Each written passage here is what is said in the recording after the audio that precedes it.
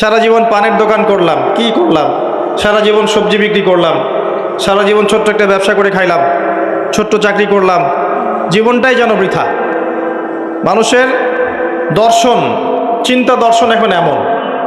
আল্লাহ পাক এটা কোরআনে বলেছেন, বাল তুসিরুনাল হায়াতাদ দুনিয়া ওয়াল আখিরাতু খায়রু ওয়া আবকা। বরং তোমরা দুনিয়ার জীবনকেই প্রাধান্য দিয়ে থাকো, প্রকৃতপক্ষে পরকাল উত্তম এবং চিরস্থায়ী। সূরা আলী ইমরানে আল্লাহ পাক বলেছেন 185 নম্বর আয়াতে, কুল্লু নাফসিন যায়িকাতুল মাউত, প্রত্যেকটা নফস মৃত্যুর স্বাদ গ্রহণ করবে। আর কিয়ামতের দিন তোমাদেরকে পূর্ণ মাত্রায় প্রতিদান দেয়া হবে। সেদিন ফামান যুহজিহা আনিন নার ওয়া উদখিলাল জান্নাতা ফাকাদ ফাজ। কিয়ামতের মাঠে যাকে পুলসিরাত পার করানো হবে, জাহান্নাম থেকে বাঁচানো হবে, জান্নাতে প্রবেশ করানো হবে, একমাত্র সে ব্যক্তি সফল, আর কেউ সফল নয়। ওয়ামাল হায়াতুদ দুনিয়া ইল্লা মাতাউল গুরুর, দুনিয়ার জীবন ধোঁকা প্রতারণা ছাড়া কিচ্ছু নয়। মরিচিকা দেখেছেন? মরিচিকা রোদের মধ্যে দেখা যায়, এটা দুনিয়ার জীবন। আল্লাহ পাক এর সাথে তুলনা করেছেন। আরেকটা আয়াত আছে সূরা হাদীদের মধ্যে, ওই আয়াতের মধ্যে আল্লাহ পাক দুনিয়ার জীবনের একটা এক্সাম্পল দিয়েছেন, দৃষ্টান্ত দিয়েছেন। কেমন? আল্লাহ বলছেন, ই'লামু, তোমরা জেনে রাখো, তোমরা সবাই জেনে রাখো, আন্নামাল হায়াতুদ দুনিয়া লাইবুন ওয়া লাহু ওয়া জিনাতুন ওয়া তাফাখুরুম বাইনাকুম ওয়া তাকাসুর। তোমরা জেনে রাখো দুনিয়ার জীবনটা হচ্ছে খেলাধুলা। ছোট বাচ্চা যারা থাকে এরা খেলাধুলা ছাড়া কিছু বোঝে? ওদের কাছে দুনিয়াটা এমনই, খেলার মতো, খেলাধুলা করবো, এটাই দুনিয়ার জীবন ওদের কাছে মনে হয়। আর একটু বড় হলে আল্লাহ, দেখবেন কিশোর কিশোরীরা এখন দুনিয়ায় জীবনের কোনো উদ্দেশ্য নাই, সারাদিন এই বস্তুবাদিতার স্রোতে গা ভাসিয়ে দিয়েছে, ছেলে খেলায় সময় পার করছে। সারাদিন দেখবেন ফেসবুক, ইউটিউবিং, টিকটক, আড্ডাবাজি করা, লুডো খেলা, পাবজি, ফ্রি ফায়ার, ওদের কাছে লাহু মানে মজা, হাসি তামাশা। দুনিয়ার জীবন কি? ঠাট্টা, মজা, হাসি তামাশা। আর একটু বুঝ বেশি থাকলে ড্রাগ অ্যাডিক্টেড হবে, গার্লফ্রেন্ডকে নিয়ে ঘুরবে, পর্নোগ্রাফিতে আসক্ত হবে, জুয়া খেলবে, ক্যাসিনোতে যাবে। দুনিয়ার জীবন ওদের কাছে এমন।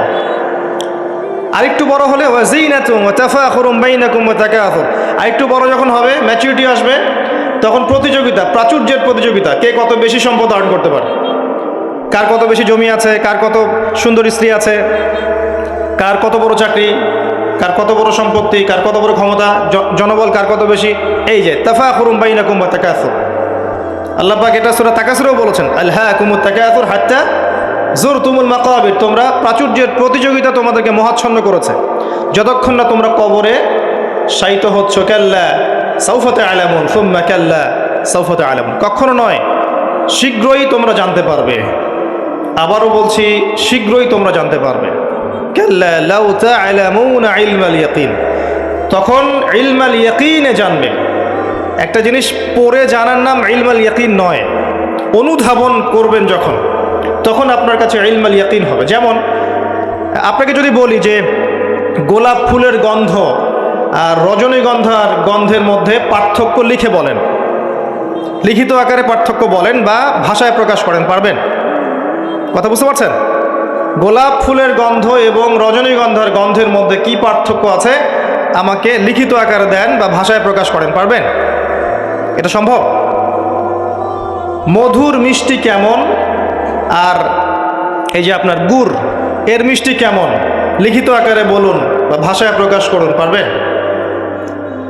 কিভাবে পারা যাবে? কিভাবে? যদি আপনি দুইটা ফুল কাছে নেন, নিয়ে দুটার ঘ্রাণ শোকেন, শুকে আপনি বুঝতে পারবেন, অনুধাবন করবেন। ইলমাল ইয়াকিন, এটা হচ্ছে ইলমাল ইয়াকিন।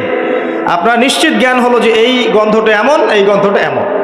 পরে আপনি বলবেন অমুকের গন্ধটা গোলাপের মতো আর অমুকের গন্ধটা রজনীগন্ধার মতো।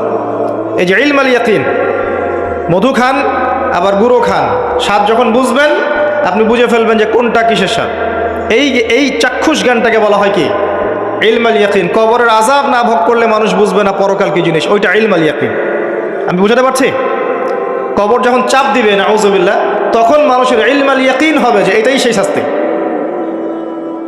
সূরা দুখান পড়ে দেখেন, আল্লাহ পাক বলেছেন, যুক ইন্নাকা আনতাল আজিজুল কারীম, শাস্তি ভোগ করো, আজকে শাস্তি ভোগ করো। পৃথিবীতে অনেক সম্মানিত ছিলে, আজকে শাস্তি ভোগ করো। এটাই সেই শাস্তি যা তুমি অস্বীকার করেছিলে। তখন বুঝবেন কোনটা ইলমাল ইয়াকিন। তো আল্লাহ পাক এই কথাটা বলেছেন সূরা তাকাসুরের মধ্যে, তোমাদের প্রাচুর্যের প্রতিযোগিতা ব্যস্ত করে রেখেছে যতক্ষণ পর্যন্ত না তোমরা কবরে শায়িত হচ্ছ। কাল্লা সাউফা তা'লামুন সুম্মা কাল্লা সাউফা তা'লামুন কাল্লা লাউ তা'লামুন ইলমাল ইয়াকিন। নিশ্চিত জ্ঞান সহকারে তোমরা জানবেই ইনশাআল্লাহ তাআলা। আল্লাহ পাক সূরা হাদীদের এই আয়াতে বলছেন যে দুনিয়ার জীবনটা খেলাধুলা, প্রাচুর্যের প্রতিযোগিতা, অনর্থক বিষয়ে ব্যস্ত থাকা। ই'লামু আন্নামাল হায়াতুদ দুনিয়া লা'ibun ওয়া লাহুন ওয়া যিনাতুন ওয়া তাফাখুরুন বাইনাকুম ওয়া তাকাসুরুন ফিল আমওয়ালি ওয়াল আওলাদ।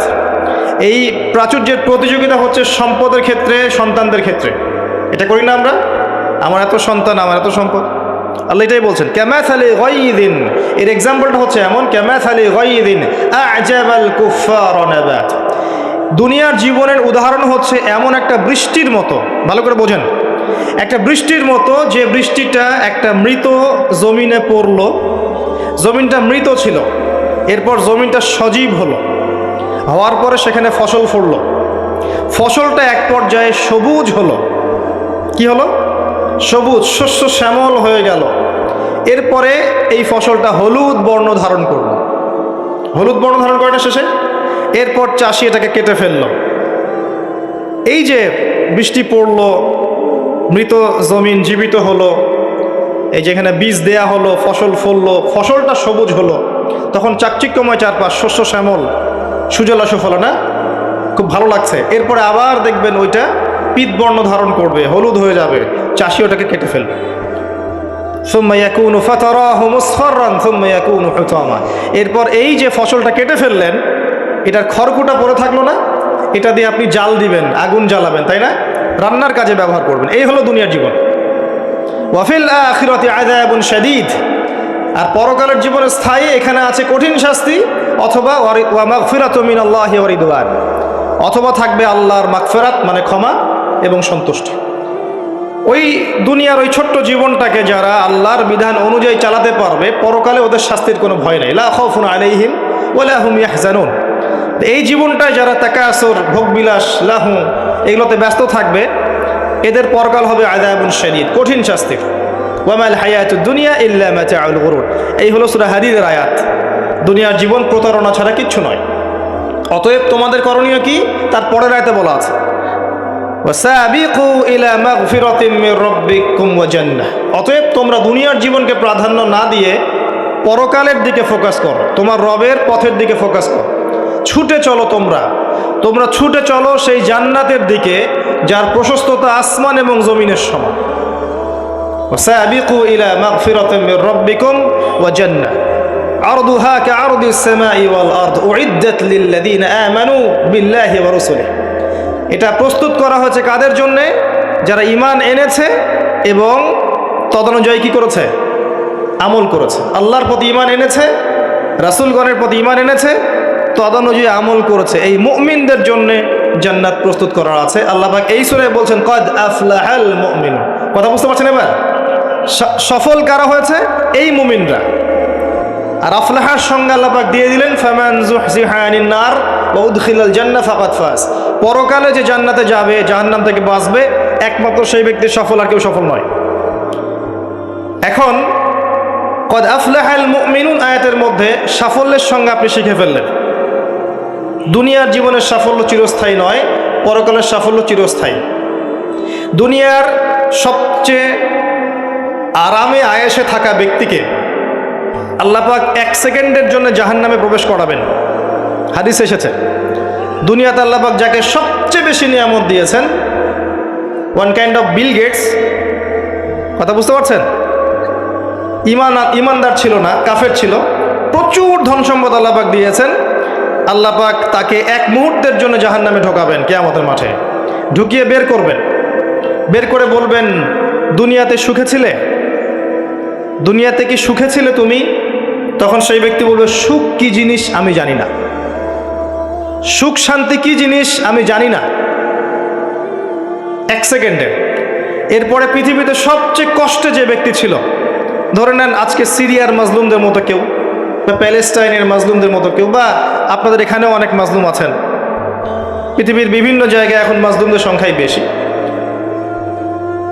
যাই হোক, তাকে ঢোকানো হবে জান্নাতে 1 সেকেন্ডের জন্য, 1 মুহূর্তের জন্য, ঢুকিয়ে আবার বের করা। আল্লাহর 1 মুহূর্ত আবার আমাদের মতো নয়। ওই 1 মুহূর্তেই সে অনন্তকালের স্বাদ পেয়ে যাবে। আল্লাহ পাকের 1 মুহূর্ত, তাতে অনন্তকালের স্বাদ সে পেয়ে যাবে ইনশাআল্লাহ। এবার বের করবেন। দুনিয়াতে কষ্টে ছিলে? দুনিয়াতে কখনো কষ্টে ছিলে? এই ব্যক্তি বলবে, কষ্ট কি জিনিস আমি তো জানি না।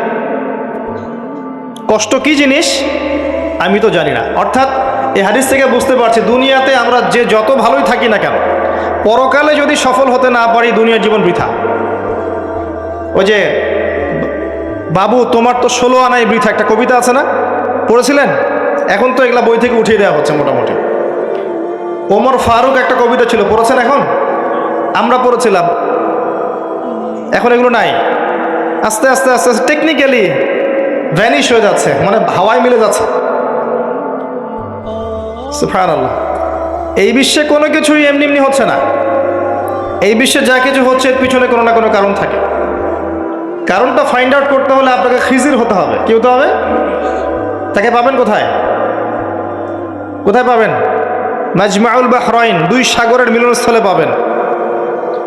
সূরা কাহফ, নবী মুসা আলাইহিস সালাম এবং খিজির আলাইহিস সালামের গল্প পড়েন, ঘটনাটা পড়েন। এখানে আপনি দেখবেন খিজির আলাইহিস সালামকে আল্লাহ পাক বাহ্যিক জ্ঞানের সাথে সাথে আধ্যাত্মিক জ্ঞান দিয়েছিলেন। যখন বাহ্যিক এবং আধ্যাত্মিক জ্ঞান একত্রিত হবে, মাজমাউল বাহরাইন, 2 সাগর মিলে যাবে, তখন আপনি নূর লাভ করবেন, বাসিরা লাভ করবেন, অন্তর্দৃষ্টি লাভ করবেন। তখন আপনি চারপাশের বিষয়গুলো গভীরভাবে বুঝতে পারবেন ইনশাআল্লাহ। শুধু বাহ্যিক চোখ দিয়ে দেখলে প্রশ্ন করবেন, নৌকা কেন ফুটা করলেন, বাচ্চাকে কেন হত্যা করলেন, আর এই দেয়াল কেন নির্মাণ করলেন? কারণ মুসা আলাইহিস সালাম বাইরের চোখ দিয়ে দেখছিলেন, আর খিজির আলাইহিস সালাম ভিতরের চোখ দিয়ে দেখছিলেন। ভিতরের চোখ তখনই খুলবে যখন এখানে আল্লাহর নূর আসবে। আর নূর পাবেন সূরা নূরের মধ্যে, বলে দিলাম। নূর কোথায় পাবেন? সূরা নূরের মধ্যে। আরও কিছু কাজ আছে নূর পাওয়ার, তার মধ্যে অন্যতম একটা হচ্ছে মনের মধ্য থেকে যাবতীয় হিংসা, গীবত, বিদ্বেষ, তোহমত, এই যে সমালোচনার অপসংস্কৃতি আর অহংকার, রিয়া দূর করে ফেলতে হবে। আর এগুলো চাইলেই দূর করা সম্ভব নয়। এগুলো চাইলেই দূর করা সম্ভব নয়। যাদের মনের মধ্যে এগুলো নাই তাদের সাথে ঘোরাফেরা করতে হয়। হ্যাঁ, যাদের মনের মধ্যে এগুলো নাই তাদের সাথে ঘোরাফেরা করলে, তাদের সাথে ওঠা বসা করলে, তাদের বইপত্র পড়লে, তাদের লেকচারগুলো শুনলে, তখন আপনার মধ্যে একটা তাসির হয়। শুধু দূর থেকে কথা শুনে বই পড়ে কিন্তু সব অর্জন হয় না। যদি তাই হতো তাহলে একটা কিতাব ধরিয়ে দিয়েই আল্লাহ পাক ক্ষান্ত হয়ে যেতেন। কিতাব নাজিল করেছে, পড়ে নাও বাসায় গিয়ে। নবী সাল্লাল্লাহু আলাইহি সাল্লাম যে সূরাগুলো নাজিল হয়েছে বলতেন, বাসায় গিয়ে পড়ে নাও, বাস হয়ে যাও। ব্যাপারটা কেমন ছিল? তিনি নিজে আমল করেছেন, সাহাবীদেরকে আমল করে দেখিয়েছেন, সাহাবায়ে কেরাম তার সংস্পর্শে থেকে ইসলাম শিখেছেন। এখন ডিফিকাল্ট সিচুয়েশন, আপনি যাবেন কোথায়, কার সংস্পর্শে যাবেন? অনেক ক্ষেত্রে এমনও দেখা যাবে যারা ইসলামের ধারক আর বাহক, তাদের ভিতরে ইসলাম নাই। বাহ্যিকভাবে মনে হবে ইসলামের ধারক বাহক, ভিতরে নিজেরই ইসলাম নাই। তো খুব ডিফিকাল্ট। এই জন্য আল্লাহর কাছে দোয়া করতে হবে, আল্লাহ আমাদেরকে উপযুক্ত আলেম, উপযুক্ত ওলামায়ে কেরাম, উপযুক্ত ওস্তাদ, উপযুক্ত মাশায়েখ এগুলো দান করেন। তারপরে আল্লাহ পাক ইনশাআল্লাহ দান করবেন ইনশাআল্লাহ আযজা ওয়া জাল। যাই হোক, পয়েন্ট একটা শিখলাম, দুনিয়ার জীবন চূড়ান্ত না। দুনিয়ার জীবনের সবচেয়ে সুখী ব্যক্তিও জাহান্নামে গেলে বলবে, সুখ কি জিনিস আমি জানি নাই। আর দুনিয়ার সবচেয়ে কষ্টে থাকা ব্যক্তি জান্নাতে গেলে বলবে, দুঃখ কি জিনিস আমি জানি না। মানুষ দোয়া করলে কয়েকটা জিনিস হয়। মানুষ দোয়া করলে রিজিক যদি হালাল হয়, আকীদায় যদি শিরিক না থাকে, আমলে যদি বেদাত না থাকে, দোয়া করলে দোয়া কবুল হয়ে যাবে ইনশাআল্লাহ। দোয়া করলে দোয়া ডাইরেক্ট কবুল হয়, অথবা আল্লাহ পাক এই দোয়ার বিনিময়ে তার ভবিষ্যতের কিছু বিপদ আপদ ছড়িয়ে দেন। মনে করেন আপনি দোয়া করেছেন, অনেক দোয়া করেছেন, ইনস্ট্যান্ট আপনি রেজাল্ট পান নাই, তা আপনি জানেনই না এই দোয়ার বদৌলতে আপনার আগামীর বিপদ আল্লাহ কাটিয়ে দিয়েছে। এটা আল্লাহ জানেন, আপনি জানেন। অথবা কি হতে পারে, অথবা কিয়ামতের মাঠে এই বিনিময় দেওয়ার জন্য আল্লাহ পাক প্রতিদান রেখে দিবেন নিজের কাছে। এবং আমরা অনেকেই কিয়ামতের মাঠে উঠব, উঠে আল্লাহ পাক আমাদেরকে দেখাবেন, আমল নামা দেখাবেন এবং বলবেন অমুক দিন তুমি এই দোয়া করেছিলে, আমি এই দোয়াটা ওই সময় দেইনি, তোমার জন্য জমা রেখেছি, আজকে সেই দোয়ার বিনিময় তোমাকে দান করব। ওই দিন মানুষ বলবে, আমরা বলবো যে কাশ দুনিয়াতে আমার কোনো দোয়াই যদি কবুল না হতো। কথা বুঝতে পারছেন? দুনিয়াতে যদি আমার কোনো দোয়াই কবুল না হতো, আজকে সব প্রতিদান পেতাম।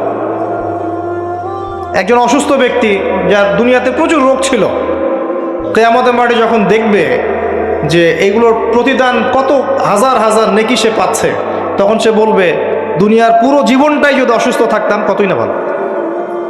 আমি বুঝাতে যাচ্ছি, এরকম অনেক হাদিস আছে, বলতে গেলে রাত শেষ হয়ে যাবে, যে দুনিয়ার জীবনটার মূল্য আল্লাহর কাছে খুব বেশি নয়, একটা মাছির পাখার সমানও নয়।